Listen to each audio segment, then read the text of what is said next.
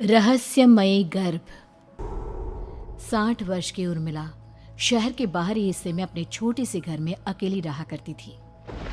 एक रात शहर में बहुत जोर का तूफान आया। जोर जोर से हवाएं और आंधी तूफान के साथ तेज बारिश होने लगी। उन आवाज़ों को सुनकर कोई भी घबरा जाता, लेकिन उर्मिला घर के सारे खिड़की दरवाजे बंद कर गहरी नींद में सो रही थी। रात के लगभग 12 बजे होंगे कि किसी ने उर्मिला के घर का दरवाज़ा खटखटाया। दरवाजे के खटखटाने की आवाज़ सुनकर उर्मिला की नींद खुलती है। आखिर इतनी रात को कौन आया होगा?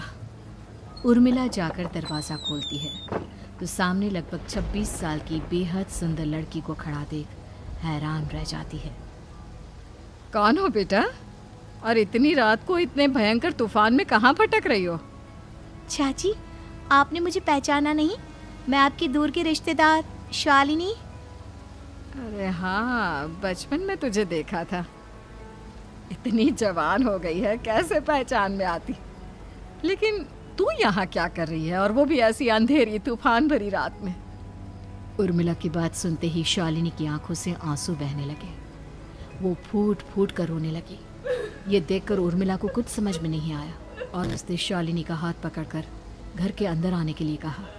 जैसे ही शालिनी घर के अंदर रोशनी में आई, उर्मिला की नज़र उसके पेट की तरफ गई, जिसे देखकर ये साफ पता चल रहा था कि वो प्रेग्नेंट है। अरे, तू तो पेट से है।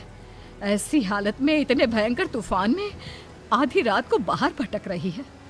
आखिर बात क्या है बेटा? मुझे सब कुछ साफ साफ बता। क्या बताऊं चाची, ये सब जिसकी वजह से हुआ है उसके बारे में बताने में भी मुझे शर्म आती है। मैंने घर वालों की मर्जी के खिलाफ जाकर एक लड़के से शादी कर ली थी, पर वो शादी के 1 महीने बाद ही मुझे छोड़कर चला गया। छोड़कर चला गया का क्या मतलब? क्या उसके साथ कोई हादसा हो गया? नहीं, उसे कोई दूसरी लड़की पसंद आ गई और मेरी प्रेगनेंसी की खबर सुनते ही उसने मुझे बेसहारा छोड़ दिया। उसके बाद मैं अपने घर गई, लेकिन माँ पापा ने मुझे घर में कदम तक नहीं रखने दिया। तभी मुझे आपकी याद आई। कोई बात नहीं, कोई बात नहीं। तुमने यहाँ आकर अच्छा ही किया। एक काम करो, तुम आराम करो। वैसे भी ऐसी हालत में इतना घूमना फिरना और इस तरह आधी रात को बाहर भटकना ठीक नहीं होता। प्रेग्नेंट औरत को आधी रात को घर से बाहर नहीं निकलना चाहिए। बुरी आत्माएं उस पर अपना असर दिखा सकती है। और इतना कहकर उर्मिला ने शालिनी को एक दूसरे कमरे में जाकर आराम करने के लिए कहा। लेकिन जैसे ही शालिनी अपने कमरे में जाने लगी, अचानक से उर्मिला ने उसे रोक लिया। एक बात बताओ बेटा, तुम्हारा कौन सा महीना चल रहा है?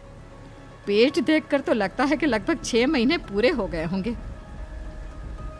उर्मिला की बात सुनकर शालिनी के होठों पर मुस्कुराहट आ गई। चाची जी, अभी सिर्फ 1 ही महीना हुआ है। शालिनी की बात सुन उर्मिला दंग रह गई। उसे समझ में नहीं आ रहा था कि प्रेगनेंसी के पहले ही महीने में शालिनी की हालत ऐसी क्यों थी। लेकिन फिर उसने बात को नज़रअंदाज कर शालिनी को आराम करने के लिए कहा और खुद भी कमरे में जाकर सो गई। अभी कुछ ही घंटे बीते थे कि अचानक से एक बच्चे के बड़े ही अजीबोगरीब बेढंगे तरीके से रोने की आवाज़ें उर्मिला के घर में गूंजने लगी। उन आवाज़ों को सुनकर उर्मिला की नींद फिर से खुलती है। ये अचानक बच्चे के रोने की आवाज़ कहाँ से आने लगी? उसने उठकर चारों तरफ देखा, पर वहाँ उसे कोई नजर नहीं आया।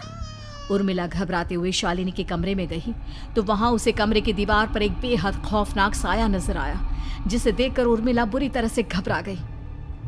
आखिर ये सब क्या हो रहा है? शालिनी, शालिनी उठो! उसने जोर जोर से आवाज देकर शालिनी को जगाने की कोशिश की, लेकिन ऐसा लग रहा था जैसे उसकी आवाज शालिनी तक पहुंच ही नहीं रही थी।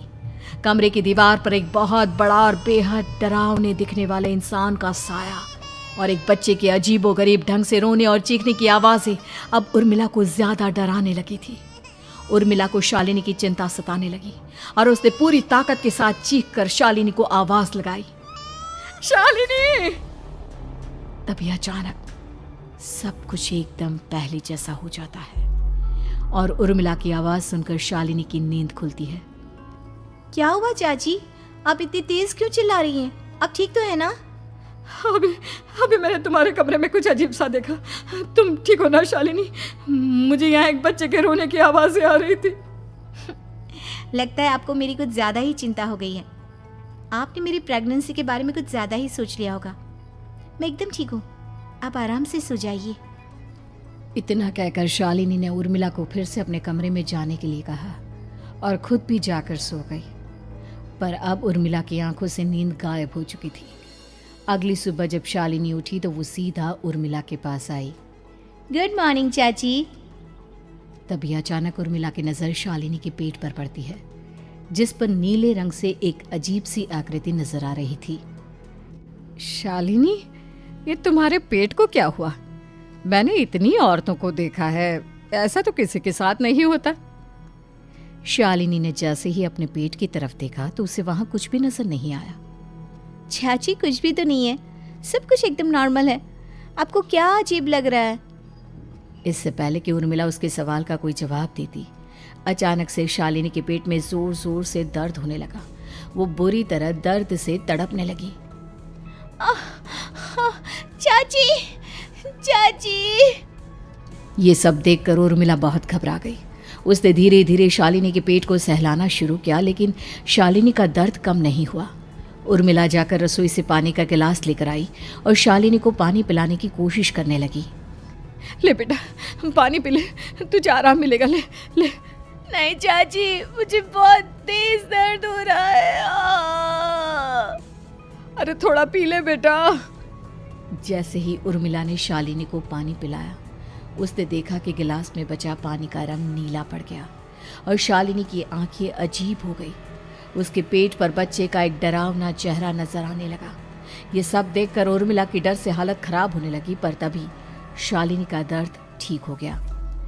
बेटी, अभी तुम्हारा दर्द ठीक है तो ऐसा करो, तुम थोड़ी देर आराम कर लो। शालिनी को आराम करने के लिए कहकर उर्मिला तेज कदमों से चलकर घर से बाहर निकल जाती है और पास ही रहने वाली एक औरत कालिंदी के पास पहुंचती है। अरे उर्मिला बहन, बड़े दिनों बाद दिखाई दी, क्या हुआ? बहुत घबराई हुई सी लग रही हो, सब ठीक तो है ना? क्या बताओ कालिंदी बहन, मेरी एक दूर की रिश्तेदार आई हुई है। वो पेट से है और उसके साथ ना अजीब अजीब चीजें हो रही है। अब उर्मिला सारी बात कालिंदी को बताती है, जिसे सुनने के बाद काले जादू और तंत्र विद्या की माहिर कालिंदी एक ताबीज बनाकर उसे देती है। बहन, मुझे शालिनी पर किसी बुरी आत्मा का साया लगता है। ये ताबीज ले जाओ, आज रात को 12 बजे उसे पहना देना, फिर सब ठीक हो जाएगा। उर्मिला ताबीज लेकर घर वापस आती है और अब आधी रात के होने का इंतजार करने लगती है। जैसे ही आधी रात होती है, वो नींद में सोई शालिनी को ताबीज पहना शांति से अपने कमरे में आकर अपने पलंग पर लेट जाती है। अब सब ठीक हो जाएगा, ये सोचकर उर्मिला शांति की एक सांस ही लेती है कि तभी अचानक उसकी आंखों के सामने कुछ ऐसा आता है जिसे देखकर उर्मिला डर से चीखने लगती है। तुम कौन हो? कौन हो तुम? जाओ यहाँ से, जाओ जाओ यहाँ से। तभी उर्मिला की एक जोरदार दर्द भरी डरावनी चीख वहां पर गूंज गई। उर्मिला की आंखों के सामने एक बच्चा खड़ा हुआ था, जिसका पूरा शरीर किसी बूढ़े की तरह नजर आता था, लेकिन मुंह किसी नवजात बच्चे की तरह था। उसकी आंखें गुस्से से लाल थी और वो घूर घूर कर उर्मिला की तरफ देखा जा रहा था। कौन हो तुम? कौन हो? उर्मिला के चीखते ही वो बच्चा जोर जोर से रोने लगा। घबराकर उर्मिला ने अपने हाथों को अपने कानों पर रख लिया। उसकी समझ में नहीं आ रहा है कि आखिर ये सब उसके साथ क्या हो रहा है। कौन हो तुम? कौन हो? क्या चाहते हो मुझसे? जाओ जाओ यहाँ से, आखिर तुम हो कौन? तभी अचानक से उर्मिला के पूरे घर में लाल रंग की रोशनी फैल गई। वो बच्चा धीरे धीरे कदमों से चलता हुआ उर्मिला की तरफ बढ़ने लगा। किसी नवजात पैदा हुए बच्चे के जैसे उसके रोने की आवाज अब उर्मिला के कानों में गूंज रही थी। लेकिन कुछ ही सेकंड में वो चुप हो गया और उसने बेहद खतरनाक आवाज में उर्मिला के सवाल का जवाब दिया। मैं वो हूँ जो अब तक पैदा नहीं हुआ, लेकिन जब मैं पैदा हो जाऊंगा तो वो होगा जो अब तक कभी नहीं हुआ। ये क्या कहना चाहते हो तुम? ऐसा क्या हुआ जो अब तक नहीं हुआ? तबाही होगी, तबाही। सब कुछ खत्म हो जाएगा और ये जो लड़की मुझे जन्म देने वाली है, मैं उसका खून पी जाऊंगा, सारा खून। उस बच्चे की बात सुनते ही उर्मिला बुरी तरह घबरा गई। उसका एक बुजुर्ग आदमी जैसा शरीर, एक नवजात बच्चे जैसा चेहरा, ये दोनों ही बातें उर्मिला की समझ से बाहर थी। तभी वो बच्चा अचानक गायब हो गया। घर का माहौल फिर से पहले जैसा हो गया। लाल रंग की रोशनी भी अब गायब हो चुकी थी। उर्मिला दौड़कर शालिनी के कमरे में पहुंची, जहां वो गहरी नींद में सोई हुई थी और उसके गले का ताबीज गायब हो चुका था। उठो उठो शालिनी, उठो बेटा, मुझे तुमसे जरूरी बात करनी है। अरे चाची क्या हुआ? इतनी रात को आप परेशान क्यों कर रही हैं? सब ठीक है ना? अभी जब तुम सो रही थी ना, तो मैंने तुम्हारे गले में एक ताबीज पहनाया था। कहाँ गया बेटा, बताओ मुझे। शालिनी ने चारों तरफ अपनी नजरें घुमाकर देखा, लेकिन वहां पर कोई ताबीज नहीं था। वह हैरानी से उर्मिला के चेहरे की तरफ देखने लगी। उसे समझ में नहीं आ रहा था कि आखिर उर्मिला किस ताबीज के बारे में बात कर रही थी। नहीं चाची, यहाँ कोई ताबीज नहीं है। लगता है आपने कोई बुरा सपना देखा है। मैंने कोई बुरा सपना नहीं देखा। खैर छोड़ो, तुम अब सो जाओ, कल सुबह बात करते हैं। डर और घबराहट की वजह से उर्मिला की आंखों से नींद तो जैसे बिल्कुल गायब हो गई थी। अगली सुबह उर्मिला बिना कोई देर किए गांव के बाहर एक छोटी सी झोपड़ी में रहने वाले बूढ़े पंडित के पास पहुंची। पंडित जी, मेरी मदद कीजिए। अरे आओ आओ उर्मिला, क्या हुआ? सब ठीक तो है ना? क्या बताओ पंडित जी, बहुत बड़ी मुसीबत है। मेरी दूर की एक रिश्तेदार लड़की पेट से है और उसके साथ बहुत डरावनी चीजें हो रही है। कल रात को तो एक अजीब सा दिखने वाला बच्चा मेरी आंखों के सामने आकर खड़ा हो गया था। ये तुम क्या कह रही हो? मुझे साफ साफ बताओ कि आखिर तुमने क्या देखा? उर्मिला ने अपने साथ हुई बीती रात की पूरी घटना पंडित जी को बताई, जिसे सुन पंडित जी के माथे पर चिंता की लकीरें उभर आई। अनर्थ होने वाला है, अनर्थ। बरसों पहले भी उस हैवान ने एक लड़की के पेट से जन्म लिया था और उसके बाद उस शहर को पूरी तरह से तबाह कर दिया। कैसी विपदा पंडित जी, कैसे बात कर रहे हैं आप? बताइए मुझे, और इसका उपाय क्या है? इसका उपाय तो है, लेकिन बहुत कठिन है। हो सकता है कि उस उपाय को करने के दौरान तुम्हारी जान भी चली जाए। मुझे मेरी जान की कोई परवाह नहीं, पर आप जिस तबाही के बारे में बात कर रहे हैं, बस वो नहीं होनी चाहिए। लाखों लोगों की जान बचाने के लिए मैं कुछ भी करूंगी। तो ठीक है, मेरी बात ध्यान से सुनो। बरसों पहले एक भयानक तांत्रिक ने अपनी तंत्र क्रिया के जरिए एक मासूम लड़की के साथ रिश्ता बनाकर उसके पेट से जन्म लिया था। इस तरह से वो अपने जैसे लोगों की संख्या इस दुनिया में बढ़ाना चाहता था। आपके कहने का मतलब है कि शालिनी के पेट से भी उस शैतान को जन्म लेना है, इसलिए उसने उसके साथ ये सब किया है। ठीक पहचाना तुमने। अब मैं तुम्हें एक ऐसा सिंदूर दूंगा जिसे तुम्हें ले जाकर उस लड़की के पेट पर लगाना होगा। क्या ऐसा करने से सब कुछ ठीक हो जाएगा? नहीं उर्मिला, ये सब इतना आसान नहीं। उस लड़की के पेट पर सिंदूर लगाने के बाद तुम्हें उसका पेट काटकर उस हैवान को बाहर निकालना होगा। नहीं पंडित जी, मैं ये सब नहीं कर सकती। मैं भला एक जिंदा लड़की के पेट को अपने हाथों से कैसे काट सकती हूँ? अगर तुमने ऐसा नहीं किया तो कुछ ही दिनों में वो हैवान उस लड़की के शरीर से जन्म लेगा और उसके शरीर के सारे खून को पीकर अपनी ताकत को बढ़ाएगा। उसके बाद वो धीरे धीरे इस पूरे शहर को तबाह कर देगा। यहाँ पर कोई जिंदा नहीं बचेगा। लेकिन अगर मैं उसके पेट को काट दूंगी तो क्या वो जिंदा बच पाएगी?